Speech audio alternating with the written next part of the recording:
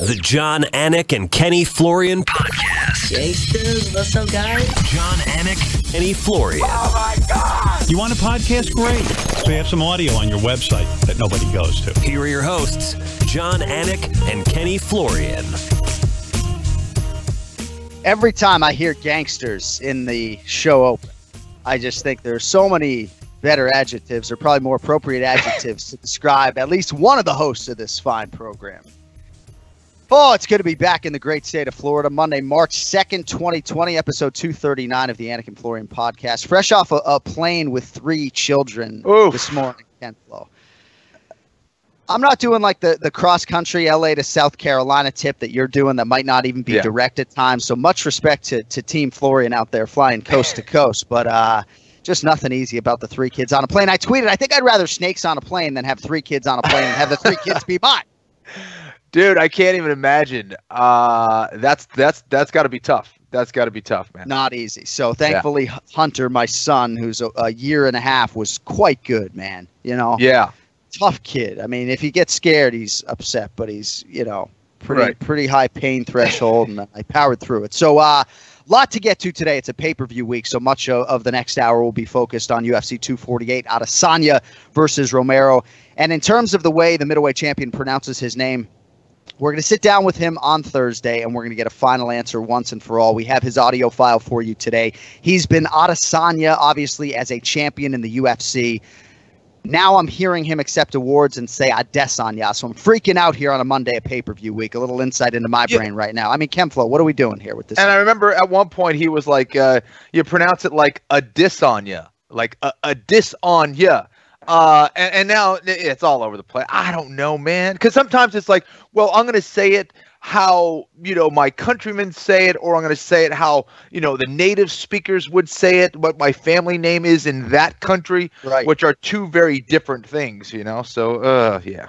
Florian's a pretty easy one, right? If you could say your name to tape, Kenny Florian. Florian, yeah. But in Peru, it'd be like Florian. So, I mean, how are you going to do So the Dr. Gus, your father, didn't want you to be Florian in the UFC? Florian? Yeah, he's Florian, I guess. Right. Americanized. Well, so if people say to me, like, oh, is it Anik? I'm like, yeah, it's fine. Right? Like, a lot of people just don't care. And I think maybe Adesanya falls into that group. We'll find out, though. But yes, I do believe I've heard it most recently. He's emphasizing that second syllable, Adesanya, and not Adesanya, the third one. So rest assured, we try very hard to get it right. But a quick thought on the flyweight title fight before we get to Ray Longo, who will obviously join in on the discussion. So Davison Figueiredo misses weight by 2.5 pounds. If you follow Ken Flo on Twitter, as many of you do, he can't see any excuse for the weight miss. But the fight itself went to Figueiredo, TKO of Joseph Benavidez in round 2.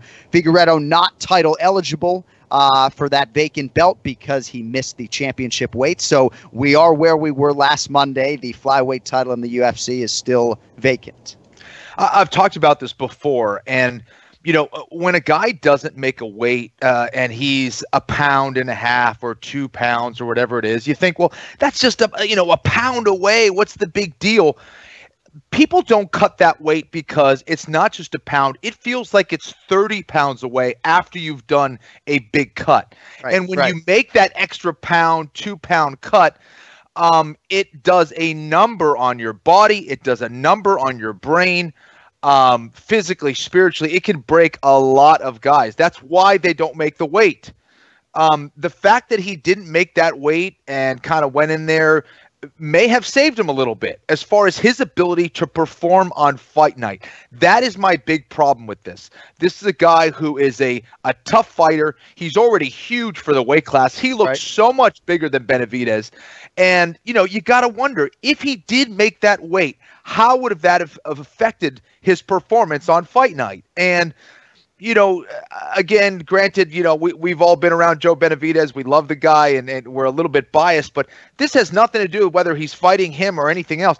When you have a championship fight, you have to make that weight. There's a reason why you don't get that extra pound allowance. Championship weight is a whole different ball game. You got to hit it. Otherwise, it's a huge advantage. And going down from 127.5 to 125, to your point, very well could have broken Figueiredo spiritually or physically to an extent that would have affected him on fight night. I certainly credit the teams when they stop their fighters from cutting weight, when they're physically challenged to such a degree that their health is in jeopardy. So I defend the decision, even with championship stakes for the team, but obviously it adds a wrinkle to this whole fight that we would not like to be dealing with here on a Monday. But let us bring on the great Ray Longo into the conversation. Let's get to the Ray Longo Minute.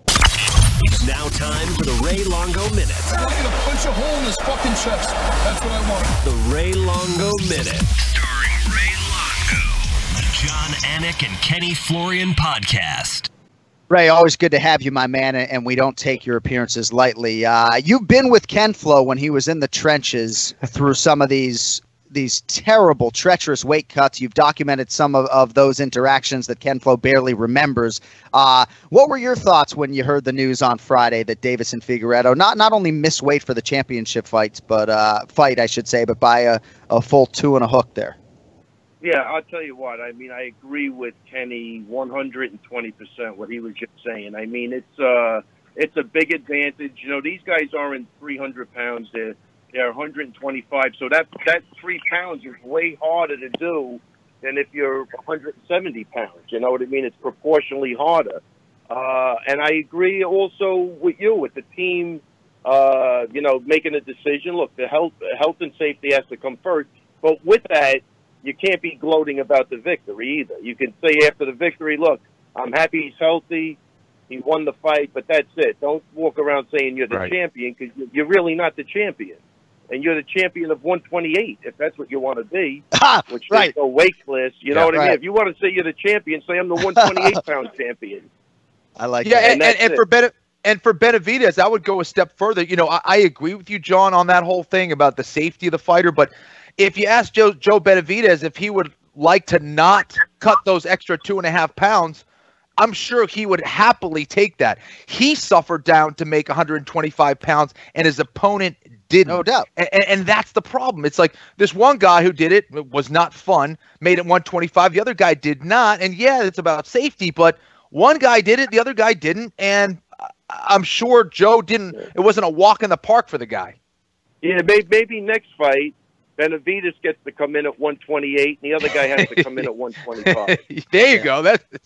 Well, you know what I mean? And again, I agree with Kenny. I don't think you're going to find a nicer guy in the sport than Joe Benavidez and his wife. You know, they're both just sweethearts. I think everybody loves them, and that, you know, that doesn't take.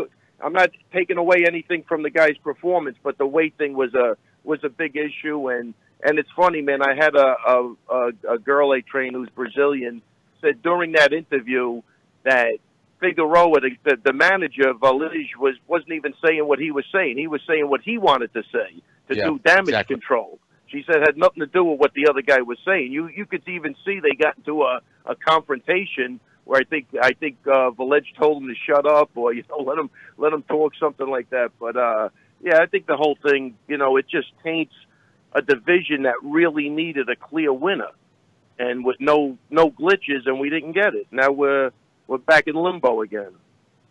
Kenny, fighters are so discouraged in this situation from stepping aside and not fighting, right? Like for Joe to be like, look, I'm not going to fight the guy, right? It's a headlining fight, and for Benavidez, obviously he would have been the UFC flyweight champion had he won that fight.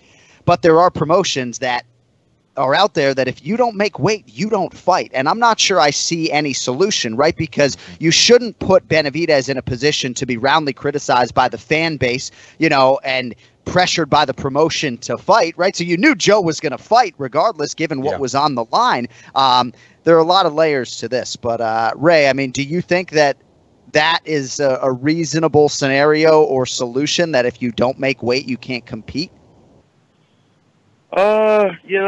Look, obviously there's a lot, like you say, there's a lot of layers to it, and making money is one of them. I mean, that would have just killed that whole event. There's a possibility maybe always pay a standby to be ready to go, just have insurance, pay a guy some money to make sure that he's ready to go. But then I don't even think that's right, because then you can't really game plan for that guy, but, you know, it's still a fight. Yeah. But you know what I mean? But I think having a guy ready, like I'm sure they'll do with Adesanya and Romero, you know, I just don't think they put a lot behind the 125-pound division. Or I think they would have did that, you know? Right.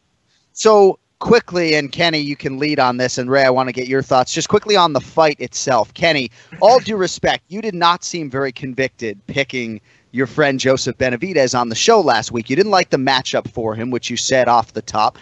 So I don't know if this fight played out maybe the way you expected it to, but Figueroa to me, weight miss or otherwise, he's a real problem and has a lot of intriguing skills in his arsenal. He is. He's huge for the weight class. My big concern with Joe is offensively, he charges straight into a guy. He never moves his head, and he gets away with a lot of those entries because he is very fast. He is very quick. He throws a lot of different combinations. But you can't charge head first into a person's center line and expect to win every single exchange. You just can't. And a guy who is as dangerous and, you know, frankly, gives zero fucks when he goes out there and fights, Davison Figueiredo does not care. He wants to get into a brawl. He knows he's going to hit harder than pretty much 99% of the guys in that division. And he'll happily let Joe charge in. And for the majority of those exchanges, Joe Benavidez' speed was the difference. But when Figueiredo was tagging him, almost every single time he landed, he was hurting Joe. And that was my big concern going forward, was that this is a guy in Figueiredo who it just hits with so much anger and power, and just was just hurting Joe in a lot of those exchanges. And the big problem is also, you know, those opposite stance fighters, and because Joe really wasn't moving his head, they kept colliding heads. There was 2 head collisions, one after another, and it was clearly Benavidez who got the worst of those, and then it allowed Figueiredo to really land that big shot, and then the hammer fist after was brutal as well. Yeah, Ray, that headbutt that opened the cut, you know, Joe was the guy leading with his head, obviously, for that seminal blow. What are your thoughts on the fight? No, I think Kenny's right. Look, I thought, first off, while it lasted, I thought it was a great fight. Even the scrambles on the floor, getting out of the armbar, there was a lot of, you know, back and forth. I thought Benavidez was doing good. To me, it looked like a guy that was, even though he was leading with his head, which obviously became his downfall, because I do think the headbutt distracted him enough that he just wasn't, you know, he wasn't focused when that right hand came. So it wasn't like he didn't pay for coming in with his head at that time. He paid for it with the headbutt, and then I think it distracted him enough to where he just, you know, you could see that right hand, he didn't move his head at all, and he just got sat on his ass. But I thought it looked like Benavidez was like, this is my last shot, and he was going for it. I think that's what we saw. A guy that was, he didn't give any fucks, and he was going forward. Yeah, he was leaning in with his head, which I think, you know, was a big part of why he lost, because of that headbutt. But man, it was exciting, and I loved watching a guy know that this is his last opportunity against a really bigger, tough guy, and he was going for it, man. So hats off to Benavidez, man. Really was. I loved watching that fight. What made me even more concerned was the fact that, you know, the Brazilian fighter Davison Figueiredo, he tends to fight like he doesn't have a care in the world. He's absolutely fearless when he fights. He still kept that with him despite not making weight. He just, like, it didn't even happen. Whereas all the pressure was on Benavidez. He was the only guy who could win that belt. The only thing that was going to happen was he was going to lose it. So essentially it was almost like sitting there for the taking, and you could see that pressure in Joe. There was a lot of nervousness despite all the experience. Walking into that cage, I just got that much more nervous for Joe. It just seemed like he was carrying the weight of the world on his shoulders, man. And I think he would tell you as much. If you saw him last June, I know it was a long time ago against Jussier Formiga, though, he didn't even want to eat after the weigh-in because he was just so angry and hungry for a win. And when you saw, he looked like an assassin in there just at the beginning of that fight. He didn't have that look in his eyes for one reason or another, and maybe it is nerves. But, Kenny, I think you hit on every viable and angle of that fight. Ray, real quick, because I want to get to a few other things with you today. Did you see the fight between Magomed Ankalaev Ankalaev and Iwan Kutelaba, the controversial light heavyweight fight that ended in 38 seconds there? Yeah, of course I did. Yeah, no, I really, man, that's again, that's a tough. I mean, that was just a horrible call. But I think that too. I like McDonald. He's a nice guy. But I think, to his defense, in his head, he really thought he was doing the right thing. He thought the guy was hurt, and he was trying to save him. But man, I didn't see it, man. I knew he was playing possum, and even if he wasn't, that fight shouldn't have been stopped. I mean, it's just the way it is. Kenny, I talked to a mixed martial arts referee that does major UFC shows this morning, because anytime something controversial like this happens, I'm trying to gather information as a play-by-play voice for the UFC, right? I want to be as informed as possible, even if I forget half of this shit when it shows up, when I'm actually sitting at the goddamn table. But this referee said to me, and he wasn't necessarily trying to defend Kevin McDonald. Sure. But he did say that maybe this isn't the best sport in which to play possum. Kutelaba was a plus 225 underdog. Maybe he was trying to inject this variable into the fight against Ankalaev. I think the reason that possum angle has juice is because Bisping sort of led that narrative and led that charge on broadcast. Kutelaba certainly said that's what he was doing. It appeared to me largely at times that that's what he was doing, Kenny. But what do you think about playing possum in 205-pound mixed martial arts? Probably not the best of ideas. Again, these are little gloves, so when someone gets clipped and you see their head kind of bob or maybe their legs wobble a little bit, the referee's gonna pay extra special attention there. And I feel like he did that a few times in a row after a strike from Ankalaev. So I think it made it look bad. And again, this is something that's happening in the moment, and the referee's trying to assess what the damage is, what's going on. And maybe his angle isn't always the best one, right, from where he's watching the fight. So it is a tricky thing. This is what makes refereeing such a difficult thing in mixed martial arts. But I would say, even if he was hurt, and this is the unfortunate thing for Kevin McDonald, is, I think it's one thing to be in the center of the octagon and be throwing. It's another thing to be up against a cage and maybe being wobbled and trying to throw, and you don't even know where you are. You could see that Ankalaev was still kind of in it, and when you went back and watched the replay, it was way more clear that it did look like he was playing possum. Yes. So it's unfortunate, man. Kevin has been one of the more consistent referees in the UFC. I mean, this is a guy who's been able to fly under the radar. And when you're doing that as a referee, that means you're doing a tremendous job. So I can't point to another instance where he's made a mistake in his UFC career thus far, as I know.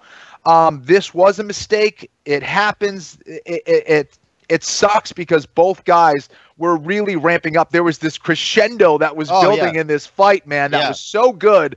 And both guys were throwing with so much violence. It was tough to see that fight end like it did.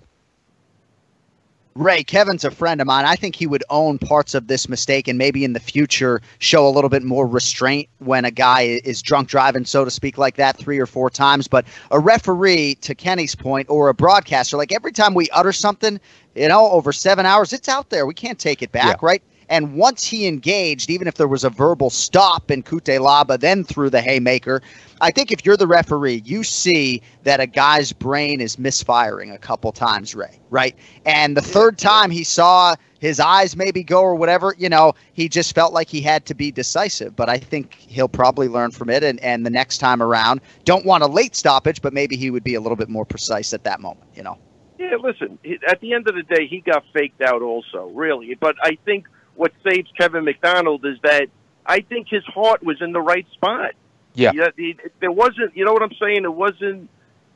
There wasn't nothing malicious. There was nothing, fuckery or whatever you want. He really thought he was making the right call. He got faked out. And quickly, I had a kid, Dennis Bazooka, win a Ring of Combat championship 2 weeks ago. And he had closed the guy's eye. So his right eye was closed, and Dennis was attacking him, and he started holding his eye like, he was stopping. He put one hand up, and like the ref almost to say like he was done. And I really thought he was done, sitting on the outside. So my guy stopped hitting him, and the guy attacked him. Wow. So this possum thing, again, he faked me out. I mean, I really thought, because I saw his eye was shut, and I thought he just said, man, I had enough. I just got hit with a combo, and I can't see. and that fight ended up going the distance. But you know, another 3 seconds like that or 2 seconds, that ref's going to stop the fight. But you know, whatever. Hey, it's a tough one for Kevin because again, I believe his heart was in the right spot. He thought he was making the right call, and you know, like it was easy on the outside. I don't know. I think even if he wasn't, you know, if he wasn't playing possum, I don't know. I think that fight was stopped a little early. Well, hopefully playing possum doesn't become a trend like calf kicks, but I do believe that's what he was doing. But all right, well, we move on, and May 2nd, right, 2 months from today, UFC Fight Night, Weidman versus Hermanson, or maybe it's Hermanson versus Weidman. I don't know who gets the red corner, but your guy Chris is back, and that's a 185-pound fight. Yes, a return to middleweight, Ray. Yes, and we gotta really get this guy back on track, whatever it takes. I think his back's obviously against the wall, and it's going to take a full commitment.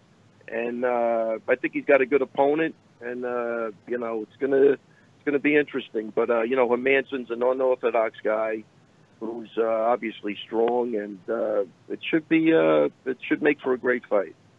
And Aljamain Sterling is hitting the UFC PI this week. Says it's going to be a big week in terms of his recovery. So we'll see how it goes for Aljo. But I'm getting wicked fucking impatient when it comes to these bantamweights and these fights. So hopefully we have some bout agreements here in the not too distant future, my man. Yeah, I would have thought that would already have been done based even on our conversation about it 3 weeks ago. But I don't even know if we're close. Yeah. All right, man. Well, anything else before we let you fly, or are you good, man? We appreciate the extra time today. 20 minutes with Longo off the top. 20 minutes. Let me tell you something. Anytime I get 20 minutes with my two buddies, I'm a happy camper on a Monday morning. That's it. I still want the hair. I want to see Longo's hair. I want to test it to make sure everybody knows I'm not dying. It's almost a curse against me now because you're dyeing your hair. No, I'm not dyeing my hair. I would tell you. Trust me, I would tell you.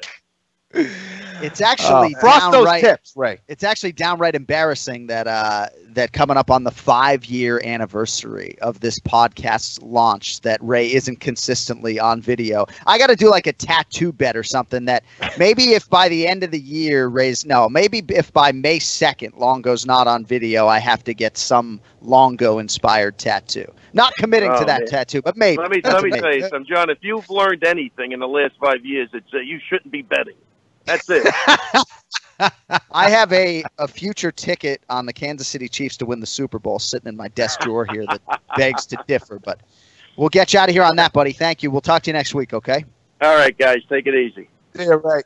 All right. We got Anik, I mean, what about a tattoo, dude? Put a hole through his fucking chest. Right on your chest.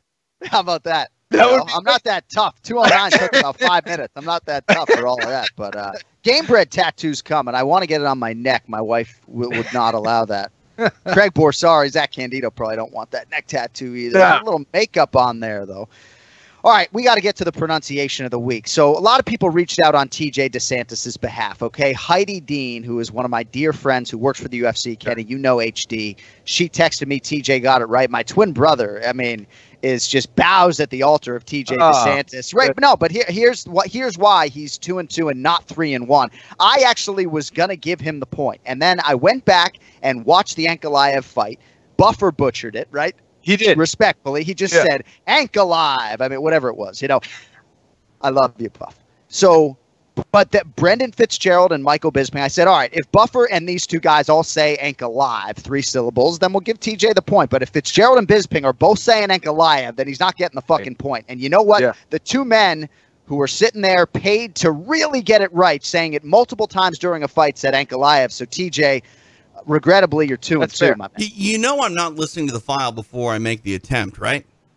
Of course, and we know you're a great sport and as credentialed as it gets when it comes to this great sport. I just don't want to play a game that I can't win. And if that's the case, then what am I doing here, All right, well, let's make Kenny say it. Let's make Kenny say it from now on. And then I can just say, nope, wrong. All right, well, to that end, TJ, we have this week's pronunciation of the week. And this will be the first fight of the night. on UFC Fight Pass, baby. UFC Fight Pass letters loud and proud on the Anik and Florian podcast YouTube page today. He's fighting Ken Flo's guy, Guido Canetti. We all wish it was Guido Canetti so we could say Guido on the broadcast. But this guy's fighting at bantamweight against Guido Canetti. TJ, who am I talking about? This name's brutal. I'm 2-2? Yes. Then no. Nope, not interested. All right. Well, then we can give you the 3-1, but I need to hear you say this guy's name. Oh, man. I don't even know how to say the first name, let alone the last name. This one's tough, Flo. Got that one right. Batterel. Bad George Gurgel. All right, so it's spelled DANAABATGEREL. Let's hear how he says it. And okay. Dana Batgirl. And slowly. Okay. Yeah. Dana Batgirl. One more. Dana Batgirl. He doesn't know how to say it. He's just making noises. Yeah.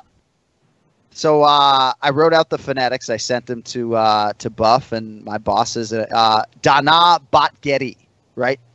So we'll see if that's, I don't know if that's how to pronounce it. That's my interpretation of the file, TJ. We're going to make you 3-2 on the year because that one was so unfair. We'll give you the loss for that one. We'll give you the win on Ankalaev.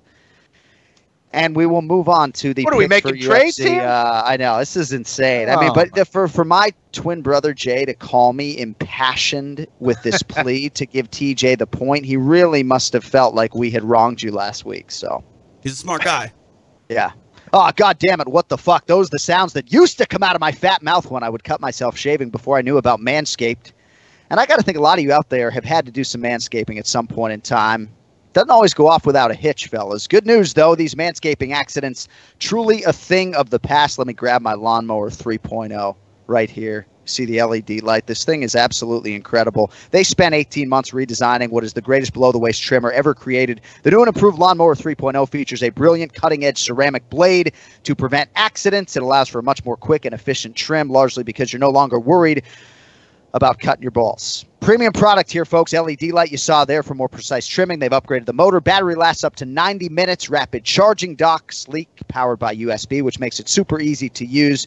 This company honestly has thought of everything. It's so easy for me to endorse this product. This Lawnmower 3.0 has changed my life. A lot of people have written into us that they agree, and we want you guys to get in the game with Manscaped. So get 20% off free shipping by using the code AF at manscaped.com today. That's 20% off with free shipping at manscaped.com and use code AF, manscaped.com, promo code AF for 20% off with free shipping.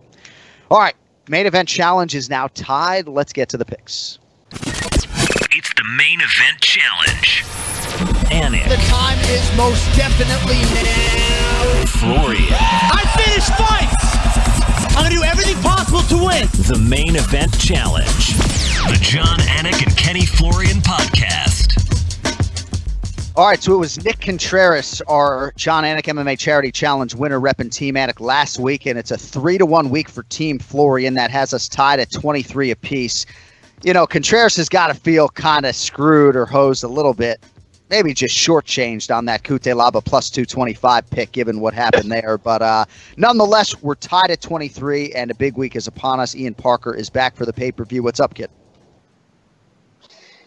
I missed you guys last week, John. We had you on the show. We had you on the show. Picks. I didn't get to see you guys. I didn't get to make my picks. What was the first thing I said to you off air? He did not just pick Cutelaba. I said, just pick the same as Kenny, maintain the lead. It's a strategy thing, all right? Don't be a hero. Well, we'll see if they run that fight back. I love it. We'll see if they run that fight back.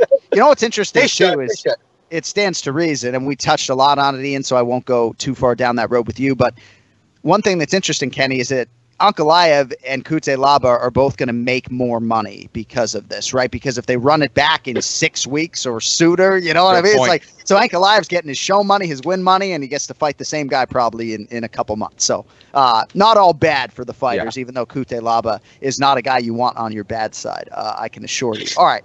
So we're going to make 6 picks today. It is UFC 248, Adesanya versus Romero. We will begin with the featured prelim, yours live on ESPN. Sugar Show is back, folks. Unless you're a Quintet Ultra guy like me, you haven't seen him compete in a while. Sean O'Malley, minus 320. Jose Teco Quinones, plus 260.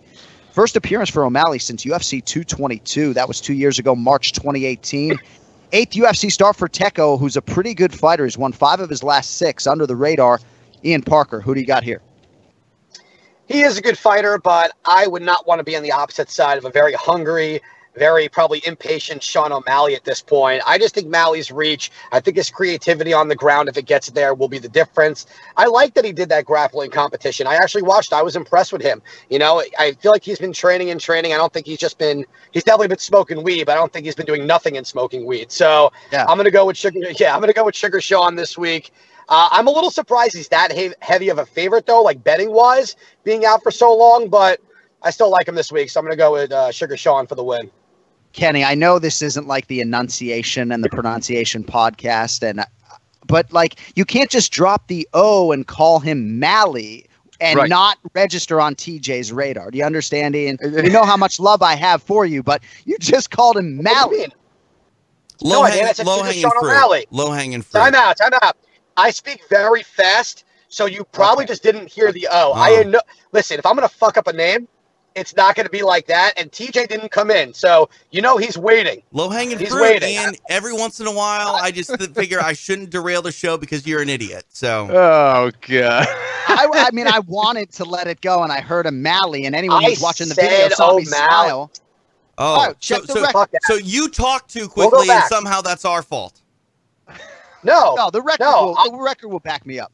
I challenge the play. Fuck that. We have replay. We can do it. Right? We got to move though, because the best handicapper on the show is Joe Osborne. He's coming up in about 15 minutes. Wow. All right, it's just content. It's just content. You know what? Bring back Contreras and get me to audio. Fuck this. So I agree. Ken Flo, Quinones, former soccer player, tough kid, Mexican striker, pretty good UFC body of work here. What do you think about him in a tough spot, at least on paper, against Sean O'Malley? Yeah, listen, I think this is a fight that really favors Sean O'Malley. I think Quinones is dangerous. He can do some things out there. I just think that Sean O'Malley is going to have his number pretty much everywhere. So, yeah, smoking that Northern Cali, going to go with Sean O'Malley. Here we go. You need good weed. You go to the Sugar Show. Sean O'Malley will take good care of you. All right, pay-per-view opener. This should be bananas.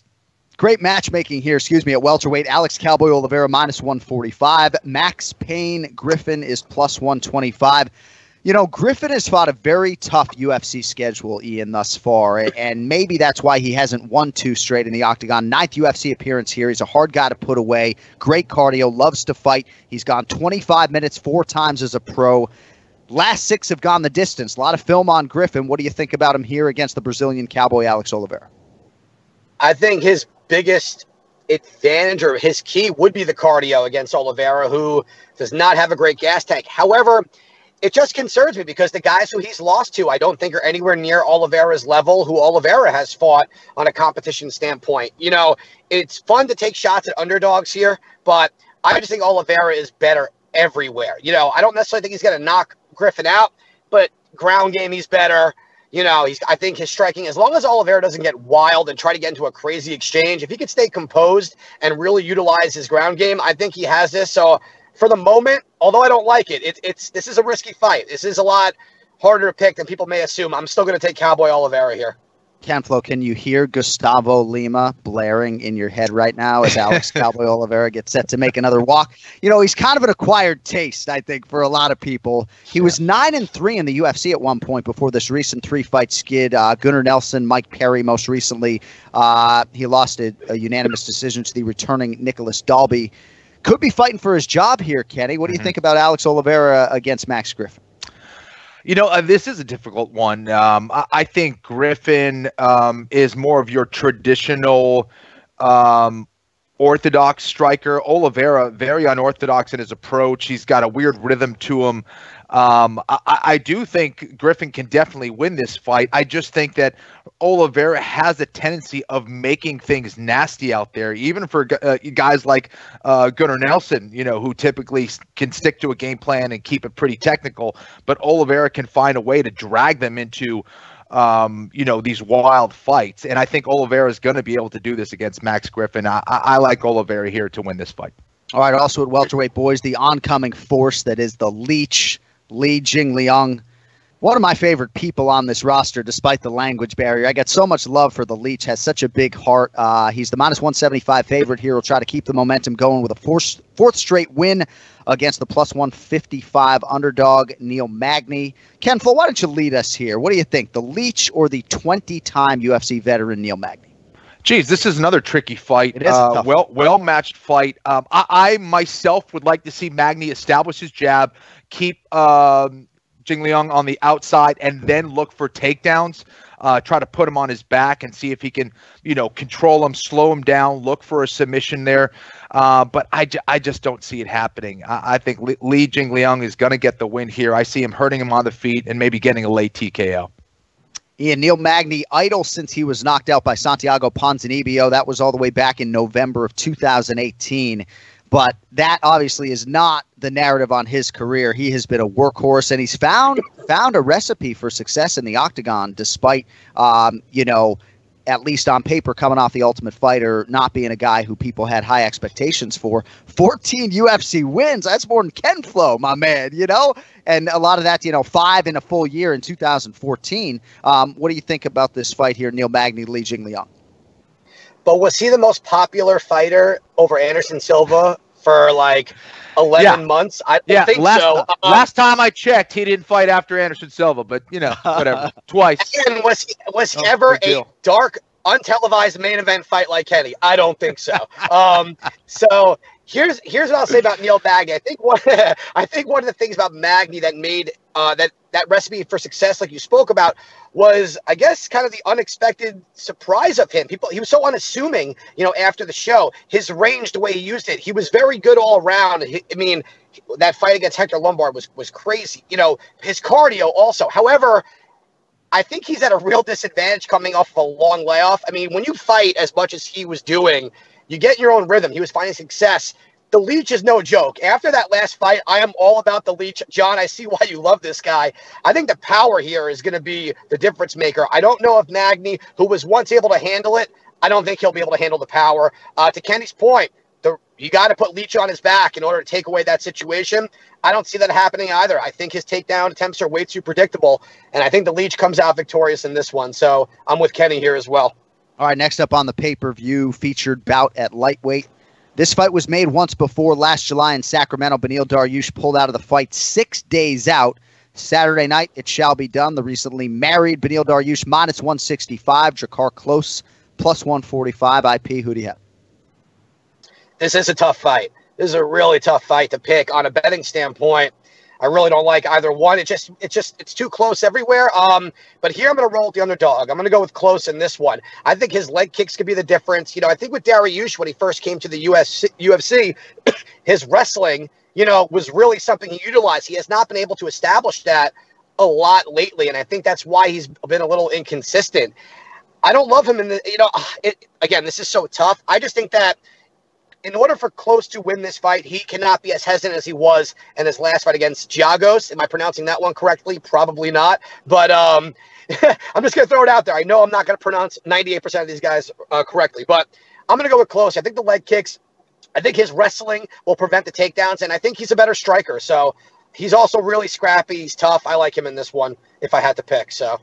Kenny, you do have to pick. I saw Drakkar Klose shortly after Dariush's withdrawal, and he was not happy, obviously, a week out. Biggest fight of his career, at least on paper, formerly ranked guy in Dariush. And he was moving on from the fight, went and fought Christos Giagos, and now this fight comes around again. So it does have some extra heat on it, I think, at least on the Klose side. I don't know if that matters. But Dariush, has won 3 straight since a 3-fight winless skid. You got Klose at 5-1 in the UFC. Who do you think keeps it going here? This is another close matchup here. I think for Drakkar Klose, the things that he does better, I think he probably has the cleaner wrestling. He probably has the cleaner boxing as well. But somehow Dariush is able to really combine all of his skills into a tough package to deal with. And I think that Dariush is going to be a little bit more dangerous everywhere. If someone gets a finish, I think it's going to be Dariush. I think it probably favors close if it goes to decision. But I think Dariush is going to find a way to get the win here. I think he's going to come out very aggressive and throw Close off of his game. Close likes a more of a controlled pace, and Dariush kind of will get in your face and pressure you straight away. So I like Dariush here to get the win. If you're wondering why Ken Flo is the best analyst in MMA, rewind the show 30 seconds. Just listen to those 30 seconds. Just fucking listen. All right, co-headliner, UFC strawweight title. Kenny, we'll have you lead here, my man. Zhang Weili, -175. Joanna Jędrzejczyk, +155. So Zhang Weili favored here in what will be the first defense of her undisputed title. So we're going to sit down with her for the first time Thursday in Vegas. And obviously we're curious how this whole coronavirus backdrop has affected her preparation. If you follow her on Instagram, you know she's been bouncing around, but she has been in the U.S. for a while. And she's going to try to take out the former strawweight queen here. I love this fight, Ken Flo. Remarkably, a 10th UFC title fight for Joanna Jędrzejczyk. Certainly has a huge edge in terms of the strength of schedule, UFC championship experience. How do you handicap the co-main event, kid? I really love this fight as well. It's intriguing for a lot of different reasons. You know, is this a new Joanna Jędrzejczyk? You know, is she hungry? Again, I think she lost a little bit of her hunger. I think in some cases the early success may have plagued her. Obviously, she had a lot of issues outside of the octagon that she had to deal with, and I'm sure those were major factors as well. But sometimes when you find success that early in the UFC and then things don't go so well, you tend to start to doubt yourself big time. Was I doing the right thing? Are people getting better than me? And we have a Chinese fighter who is, I think, going to be looking for these exchanges, is going to be trying to test the chin of Joanna Jędrzejczyk. And I think she has the power to do it. I think there's been times where, I see Zhang and I feel like she shows a little bit of inexperience. Sometimes she gets overly excited, when she hurts her opponents, but she's got some serious power. I think she's only getting better. I think she's a tremendous athlete. I think she's the better athlete here. I think Joanna Jędrzejczyk, if she's able to take this to decision and be disciplined and outpoint her round after round, I think Joanna can win this. But I like Zhang to get the win here. I think she's going to look to try to finish her, and we'll get the finish. Let's go with 4th round TKO. Round 4 TKO, the official pick for Ken Flo on Zhang Weili. So Jędrzejczyk's strawweight reign from 2015 to 2017, Ian, absolutely is the reign that all of these future strawweight reigns will be judged. Namajunas wasn't able to hold that belt as long. I do think Joanna has figured out how to successfully make 115 pounds and not completely destroy herself. Maybe that's not the case, but I do believe that there have been some encouraging signs. Certainly the Michelle Waterson weight cut back in October, I think, was a step in the right direction. For Zhang Weili, I don't know if she's fought anyone remotely close to Joanna. 42 seconds of footage from that Jessica Andrade championship win, but obviously there's a good UFC body of work that preceded that fight, the Tisha Torres win. What do you think about this strawweight title fight? On a betting standpoint, Joanna plus 155 is pretty fucking sexy. Yeah, it's hard because when do you ever see those type of odds, like as an underdog for someone who's been a dominant champ, who has fought the top of the top, the best of the best. And then you have Lee, who comes in as a champ, and to your point, what was it? You said 42 seconds, right? The only thing that I think Kenny kind of broke this down perfectly. One thing he just didn't mention was that Lee's wrestling, you kind of forget about that. And that's always been Joanna's, kryptonite as well. Putting her on her back is something that Lee can rely on, not just her power. Her boxing looks really good. She just seems like maybe the more well-rounded fighter. I don't know what her cardio is going to be if it goes to the distance. So to Kenny's point, Joanna has to go that far. She has to outpoint her. She has to outstrike her tremendously in and out, fire away those leg kicks, take away that power, but I just think Lee is a monster. That last fight shut me the fuck up real bad because I thought Andrade was going to be the more powerful one. And nope. And I'm willing to, when I'm wrong, I'm wrong. And I was really fucking wrong with that one. So I think Lee wins here. I'm going to do little prices right. I'm going to go round 2. I think she'll finish Joanna. I think if she takes this fight to the ground, I see her taking Joanna to the ground, Joanna being on force, trying to get up, and Lee just firing away that left hand on the ground and just ending it that way. I just think she's a beast. I think her discipline, with the way she trains, from what I'm hearing and what I'm reading, I like it. Joanna may be hungry, but I think Lee is just so well-rounded that Kenny's got something. Go ahead. No, I was going to add, are you done? Yeah. Listen, I was just gonna add, I think a lot of it had to do with Michelle Waterson's excellent performance as well. But I was waiting for this amazing performance from Joanna Jędrzejczyk to go out there and finish someone like Michelle Waterson. Sure. She couldn't get it done. And when I didn't see that, I said, I don't know if she has it yet. It doesn't mean she doesn't. She could show up and really prove us wrong here. But I was waiting for an amazing performance, and I just didn't see that here. So that's why I'm going with Zhang Weili as well. All right, couple plays there. Go ahead. No, I was going to say, to Kenny's point, that was something, that was kind of the fight. I thought that was designed for Joanna to have that moment to set this up. I thought she may have fought a little conservative to make sure she got the win, but you just kind of took the words right from my mouth, even though I was probably rambling like an asshole. That's really the thing that I was waiting for too. So that I'm with you. I think Lee's a star. This is huge for her resume. Zhang Weili. Stop calling her Lee. I let it go the first 6 times. Jesus fucking Christ. It's like calling Kenny Knee. I said it's Lee. like calling Kenny fucking Knee. Call him Knee. It's Weili. You're not hearing me correctly. Zhang Weili.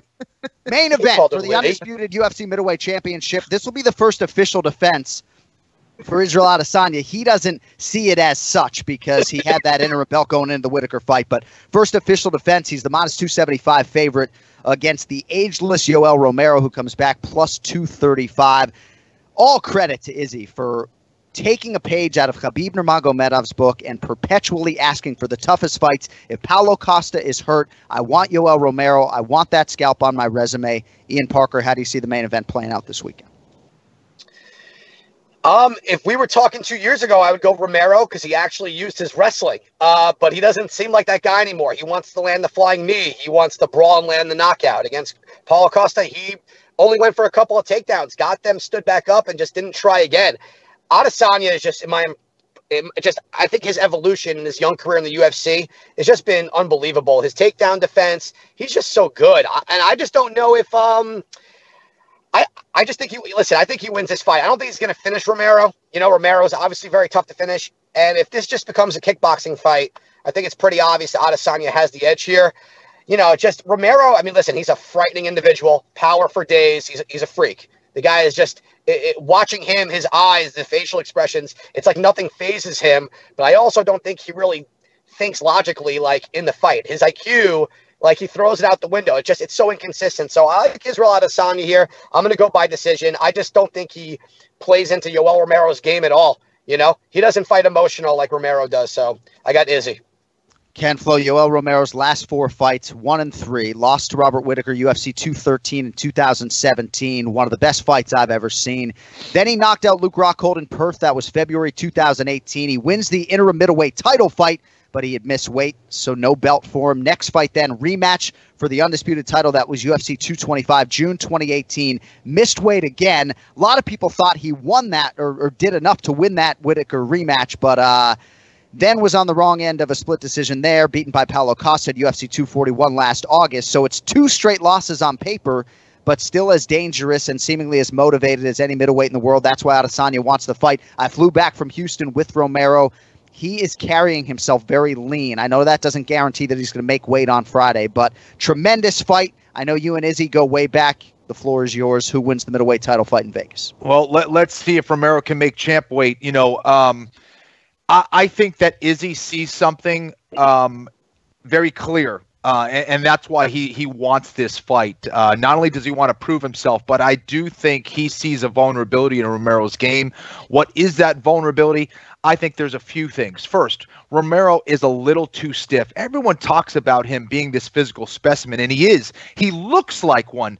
Does he move as a mixed martial artist as this specimen? I don't think he does. I think he carries this slow moving pace for a reason. He doesn't want to get tired. It's the other reason why he doesn't rely on a heavy based strategy when he fights. He doesn't want to get tired. Olympic wrestling, it's like they're quick goes and you're done. This is a 25-minute fight that he has to pace himself for. I expect Adesanya to get there right out of the gate and pressure him and get Romero to work hard from that very first second of that very first round.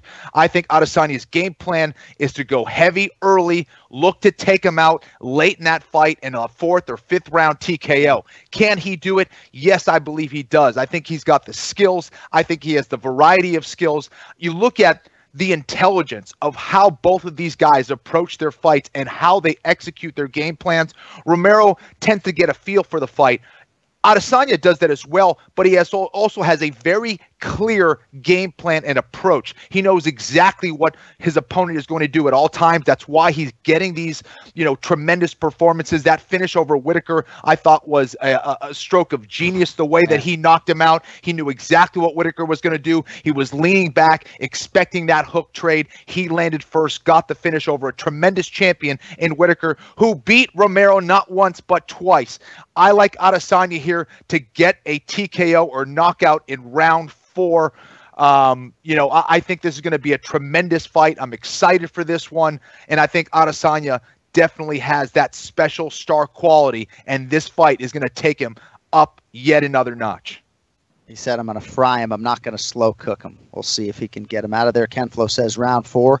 Ian Parker, anything on the way out, my man? I don't know what it is with Kenny today. Maybe it's the lavender, but man, you brought the fucking heat right there. Brought the heat. Got you excited for it.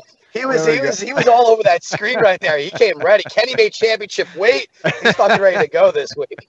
I'm pumped for this fight. No, I'm pumped for this fight this weekend. It should be a lot of fun. Yeah. So, all right, buddy. We will talk to you next week. Good stuff. Thank you, sir. See ya. You got it later, guys.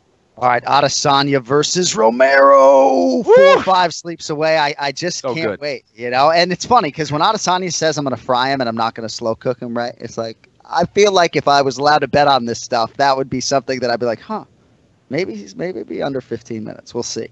But I do believe that Romero has put in all the right work continuously, Ken Flo. I just think he does have that cardio blockage thing. And, we talk about Colby Covington realizing as an 8-year-old on a soccer pitch that he had a third lung. And I think for Yoel, he has a very acute understanding of even if he maximizes his resting heart rate, he can only be so good in rounds 4 and 5 if he doesn't take one off. Absolutely, absolutely, John. And I think there's a reason why he moves the way he does. He is pacing himself, and that's smart. But again, I think that is going to ultimately lead to his downfall here. And he's just a little too stiff on the feet and, not as efficient as he can be. I think Adesanya is a guy who just moves so well. He's so fluid. He's so fast. And, man, he might just be the smartest fighter in the game.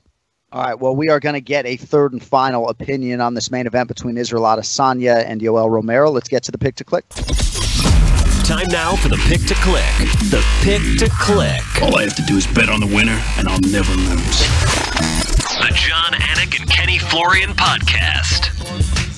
All right, today's pick to click brought to you by OddsShark.com. OddsShark is your source for the latest odds from leading authorities, expert editorial content, and detailed matchup picks with expert in-depth analysis for each game. Their free statistics, numbers, and trends will help you make the sharp picks on game day. Head over to OddsShark and start playing like a shark today. OddsShark.com. Don't forget that second S. And now joining us live on the guest line is the great Joe Osborne on social media. On Twitter, I should say. You can find him at JTFOZ. I've been trying to find you on Instagram. I don't know if the handle's different, but good Monday to you, Joe. How's it going, my man? John, I just took a pre-workout. It could kick in at any moment. I got a big workout on tap, but I'm pumped to be on here talking to you. I love it. I don't know what Ken Flo took today, but some of the finest mixed martial arts analysis I've heard in a long time. So before we get to your prediction on Adesanya and Romero this weekend, sure. A lot of people are talking about Tom Brady, and rightfully so. As a Patriots fan, obnoxiously wearing my Entering Titletown sweatshirt all weekend, everybody wants to know where TB12 is going next year. I'm a betting man. I have seen that New England still appears to be the betting favorite. I guess if I had to bet right now, I think he would go to the Tennessee Titans if he doesn't go back to New England. What do the odds say, and do you have any lean as to where you think Tommy's going to play in September? Yeah, you take a look at the odds, and this is as of last week. These are off the board right now, but as of last week, he is favored to go back to New England at minus 250. But if he does leave, the favorites are the Las Vegas Raiders and the Los Angeles Chargers at plus 300. Then the Tennessee Titans at plus 700. My lean, and it's a hard lean, I think he's going back to New England. If he wants to win, his best chance to do so is in New England. They still have one of the top defenses in the league. They have an opportunity in the offseason to improve their offensive skill positions, as well as an almost guaranteed ticket to the playoffs thanks to playing in the AFC East. You know, I think both sides are kind of posturing right now. That's how negotiations tend to work. Plus, the league and the players are working on a new CBA, so what's the rush? Ultimately, you know, I kind of think the story is being blown out of proportion a little bit of a slow news cycle right now. So I think we see him go back to the Patriots, and they have one more kick at the can. Yeah, I think so too, man. I really do. It's like if you know Tom, you know that he's trying to win a ring next season. And as great as the Chargers roster is on paper, he's got to believe in Mahomes' division that he can get out of that division. And he's got to believe that Anthony Lynn, the head coach, can take him to the promised land. And I'm not sure he thinks Anthony Lynn is that guy. All right, but in the nature of time, I want to move on. So I love future wagers, as you know. At times, you can bet, you know, who's going to be the UFC champion at the end of 2020. But Major League Baseball spring training is here. So a lot of people are betting on these season win totals, and you've got two for our listeners here today. Yeah, one I love. And listen, a lot of people aren't going to like this one, but this is one of the smartest MLB futures bets you can make right now, and that's for the Houston Astros to go over 94.5 wins. Love it. People despise this team. They want them to lose, and they want to bet against them, but this is still very much one of the most talented rosters in baseball. They've won 101 or more games in 3 straight seasons, including 107 last season when Springer, Altuve, and Correa all missed significant time.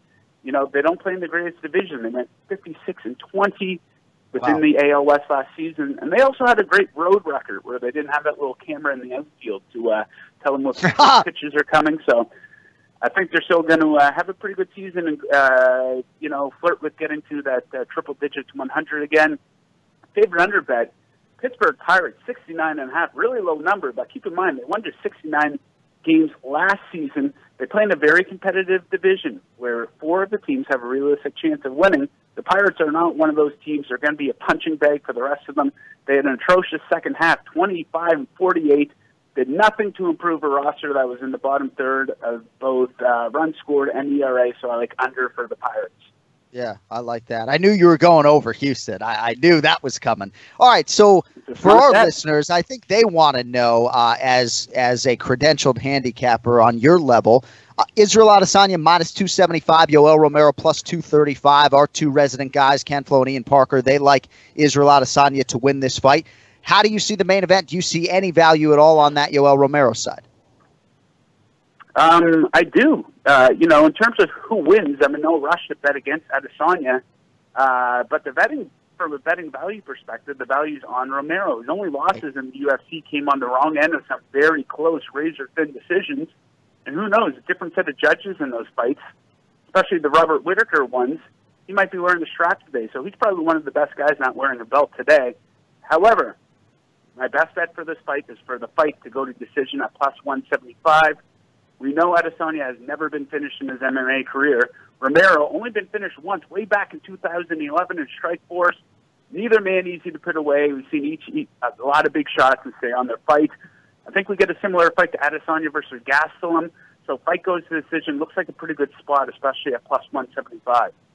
Last time he gave one of those out, Dominic Reyes and John Jones, it came in. Joe Osborne on Twitter at JTFOZ. If you want more from him, hit that oddshark.com on the daily. Joe, appreciate it, my man. Have a good week. Have a good workout, kid. I got to get one in. Jesus Christ. Absolutely, man. The pre-workout's kicking in right now. I can feel it. All right, buddy. Have a good week. All right, guys.